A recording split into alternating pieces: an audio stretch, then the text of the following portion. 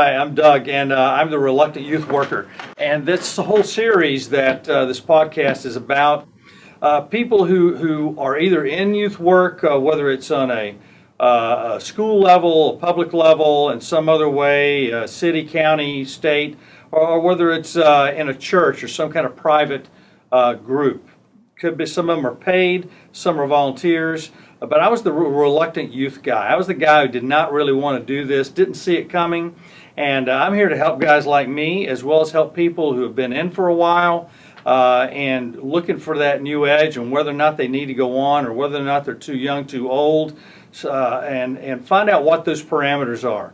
Find out how people like myself have helped other people and how it changes our world. Okay, and so today, who I've got the teacher of this media department, in fact, who's done an incredible job, Mr. Mike Ligler. And Mike, I'm going to call you Mike because the students are never going to know. They're never going to know, right? No, they'll just edit or whatever. They'll never but tell me about your growing up, your teenage years, people who influenced you. That were either volunteers, full-time, could be anyone in your life. I mean, it started off, I can go off right, it goes back to my art teachers. Even during the summer, Susan Schreider, she's a Mount Dora local here, started off and got me interested. After had her in middle school also, and then to Susan Weinstock. So far, it's been my teachers, and then after that, Now, Susan, is that Amy Weinstock's long lost relative or something? The singer? No, I don't think No, it's. it's I don't not think the it's same a one? long lost relative. No. All right. But it could be. Okay. You never know. I don't know if they We'll could check be that connected out. in some way. Google. Exactly.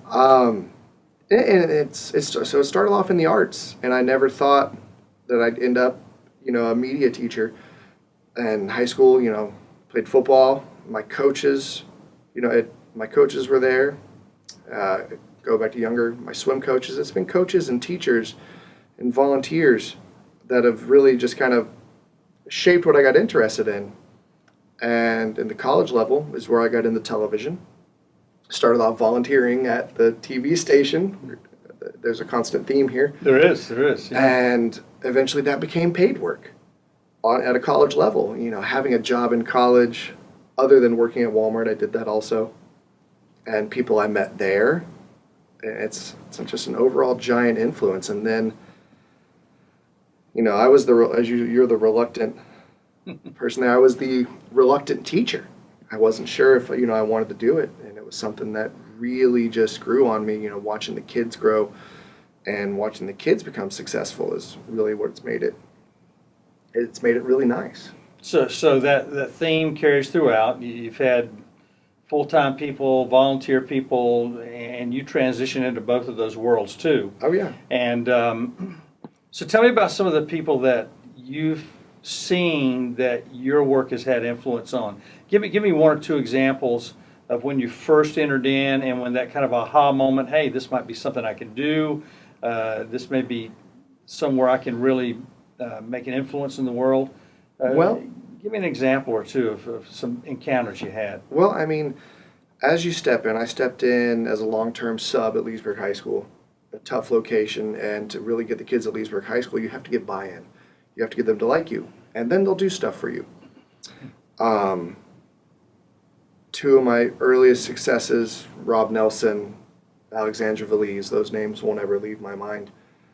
They needed something to grab onto, and media and TV became their thing. Even before I had TV, Rob started working with me in web design, and then the morning announcements, we were doing them in my media lab, not even in the TV studio. We would do them, send them out to the school. And he has gone on to host websites and make a living doing what we did in high school. And that's truly amazing, and he credits a lot of that to me. I tell him it's him, but he credits that to me, and that's big time rewarding.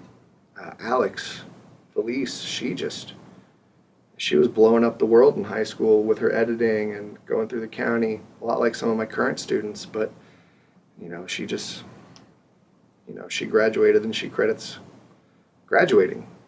This is one that I would go pick up in the morning, and I had the paperwork in the car in case she texted me and said, you need to come pick me up. My parents aren't awake. I'd go pick her up. Wow. Bring her. Wow. And yeah. So I feel like I had a big part in her graduating high school in general. Yeah. So that's two of my big early successes, even before TV production started. So tell me, was there times in between the time that you began, finally realized, okay, this is something I can do, a few of those successes, were there times that you thought, you know what, this is just not worth the headaches. Maybe I can do something. Say that again. Every day, And tell me why. Why every day? Oh, it's the different personalities of all the kids. It's not even just the kids. It's we have a ton of paperwork as teachers that we have to get done, cross our T's, dot our I's. And sometimes, is it worth the headache? Is it worth the amount of effort? I lay there at night and just sometimes think about my decision to be a teacher. And then what would shake you back to the fact that, I'm going to go another day, I'm going to go another week, a month, another year? What types of factors would come in that you'd have this aha, okay, gosh, it's worth it? God, it goes back to the kids. Mm-hmm. I think about it, there are those kids, even the ones that I see just in the parent pickup line, that expect to see my face, smiling at them, to make sure they're going to have a good day. And I feel like even just the smallest change, just saying hello, good morning, just really can change their day. And it comes back to the kids are the ones that keep me coming back here. They keep me coming in and trying for them. Because we have to do continuing ed. The more headaches and the more, why do I do this? Summers aren't off. Summers are time for us to go do more learning. Yeah. To keep up with the programs and all the equipment. And a lot of extra pay, too, because of that. So much extra pay. It's like you're volunteering along with your... it's exactly right. You're volunteering your time.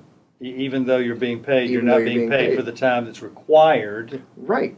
And depending on, like I said, you got to put in some extra time just to keep it going. So how invaluable are volunteers to you? Because I'm sure you've had some volunteers here and there. Great volunteers. Former students coming back in to work with the kids. So volunteers don't necessarily cover a particular age. No. Volunteers can go from you just graduated last year to I had you 8 years ago to you're an adult and you work in the industry and you just want to come in and talk to my kids.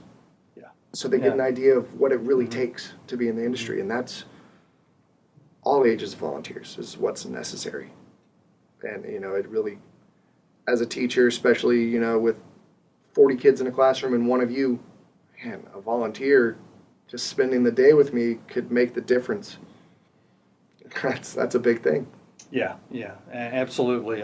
The other day we went to a studio that's creating games here in Eustis. Adam Mayer, I don't know if it's Meyer or Mayer. I think it's Adam Meyer. Adam, former Eustis High student. Yeah. And took Megan and a few people over. Megan's in the room. We're going to talk to Megan later. But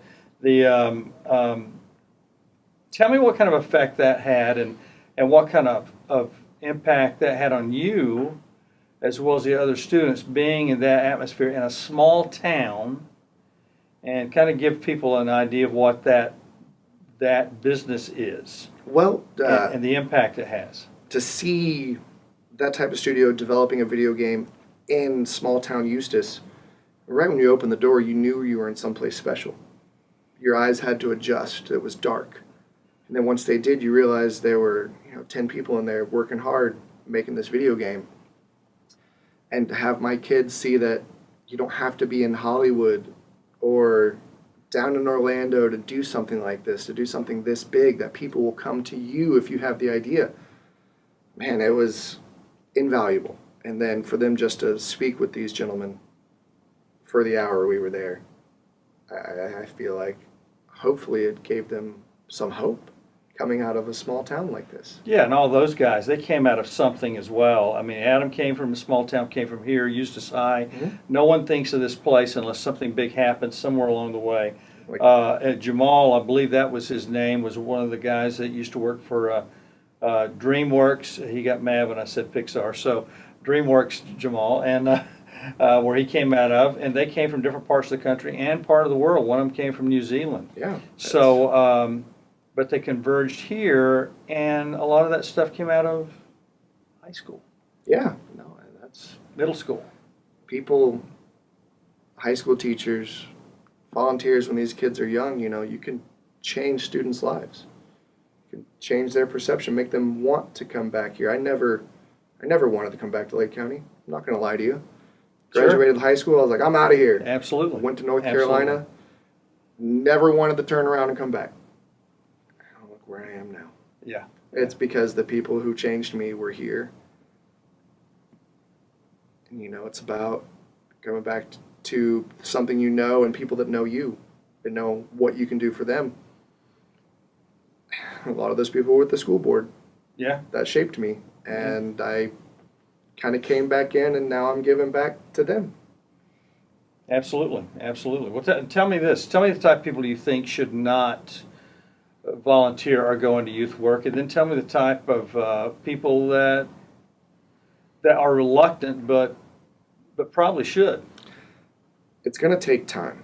Even if you don't have the time and you want to, if you're not going to work hard, stay out of youth. Stay out of working with the kids.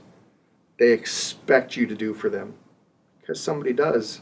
They may not have somebody at home that does for them, and if you do for them, you could change their life. So if you're willing to do, even if it's not even for a long time, if you see like you don't have much time in your day for those kids, but maybe it's 30 minutes, 15 minutes, talk to somebody. You could change their life if you're willing to do. I think those are the people who we really need to help us as volunteers. If you just want to sit there and babysit and not be actively engaged, we don't need you to volunteer. We have other kids. The kids can babysit themselves. Mm-hmm. Yeah. They yeah. really can. Right. If they're engaged, that's where. So if you're willing to engage, I think that's where it starts. Yeah, and you have to be pretty smart though in order to. Your IQ has to be high. You have well-rounded. to already be a great communicator and speaker before you ever Yes. be facetious, of course. No, I know you don't. It goes back to the willingness to try. You become a great speaker, speaking to people. You become a good worker by working with kids. Mm-hmm, mm-hmm. If you're not willing to take the leap, well, then you'll never know. Yeah, You got to jump in.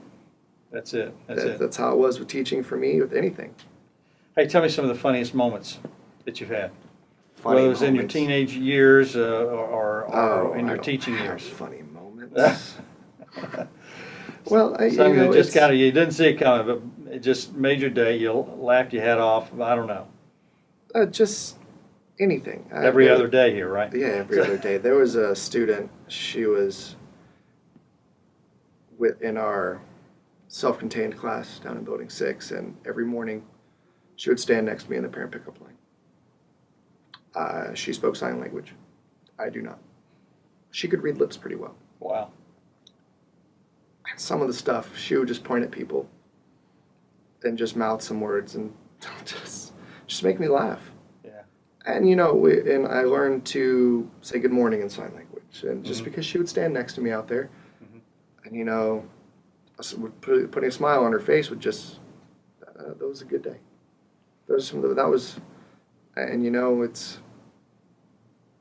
There's other times where you don't think you're going to reach the kids, and you say hello every morning they walk past. You say hello every morning they walk past, and then eventually one day they say, "Good morning, Mr. Ligler."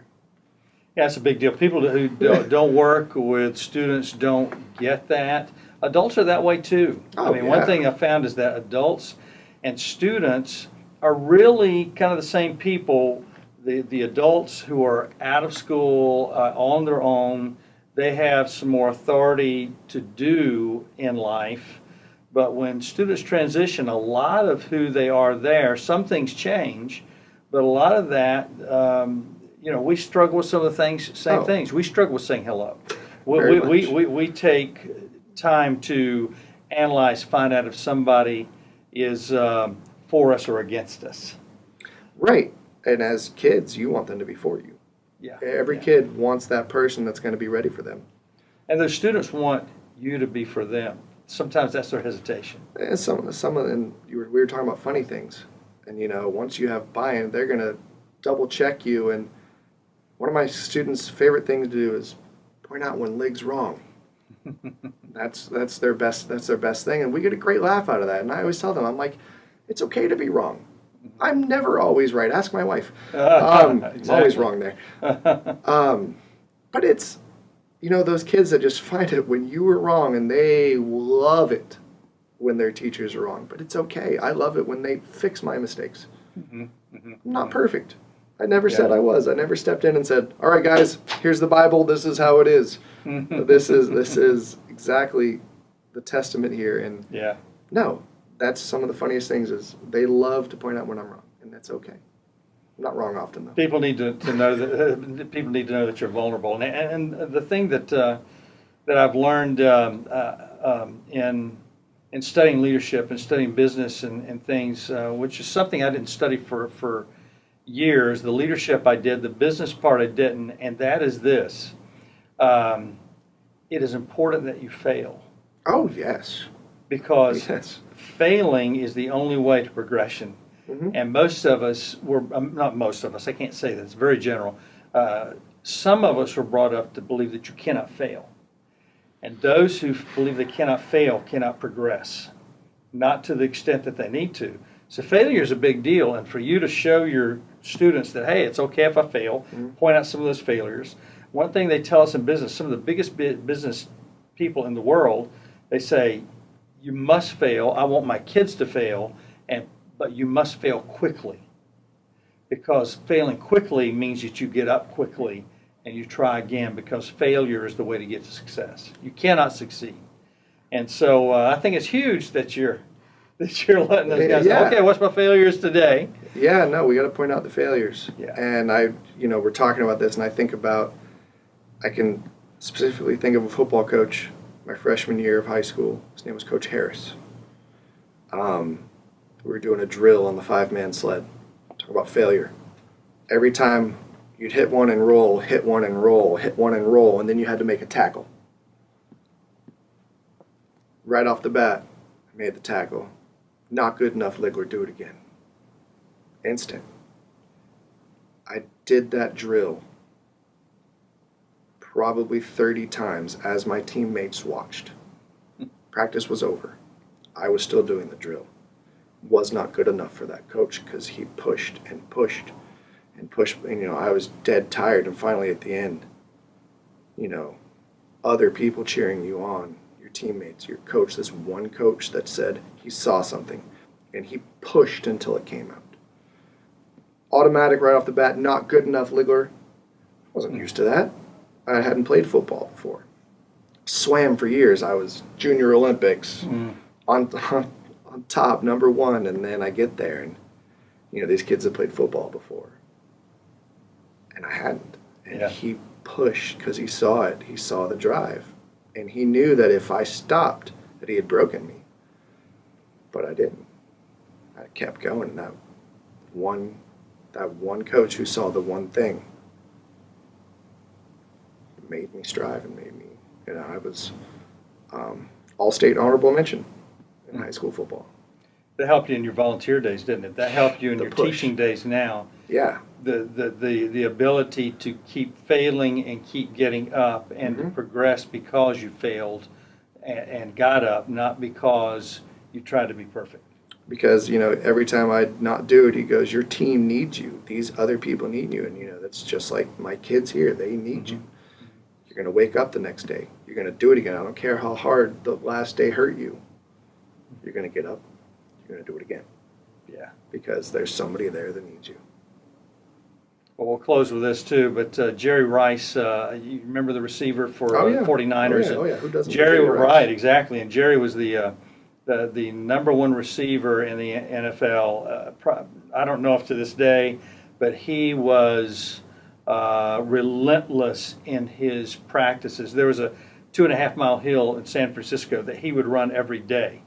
And so occasionally his in season and off season, but it was in high school. It was in high school they had to run suicides up this hill. And he said, I saw where I could sneak out and get to the locker room and no one would know. He said, I was halfway there and I heard this voice in my head say, Jerry, if you quit now, you'll keep quitting. He said, I turned back to the hill and I kept running. He says, I've never stopped running the hill since. That practice metaphorically and then on. And when he went to San Francisco, they said there was nobody with a work ethic like Jerry Rice. The reason he was successful was that he was relentless with not giving up, with not quitting, with constantly being in training, that there was no off season for him. And what we do with kids, there's no off season. There's no off season. That's right. That's right. You take a couple of breaks, and we all need breaks. And the breaks are important for people because they break if they don't have breaks. Correct. And so if you're in volunteer world or you need a break, you take your breaks. I don't mean quit, but take your breaks because that'll break you if you don't. And same, especially with workers. You got to be consistent in time off, okay? So listen, Mike, thanks, man. Appreciate it. Thanks, Doug. Always a pleasure, sir. It's huge, absolutely. And thanks for this ability to come in here and do these podcasts and work on them. And we got some more people coming. All right. All right. We're out.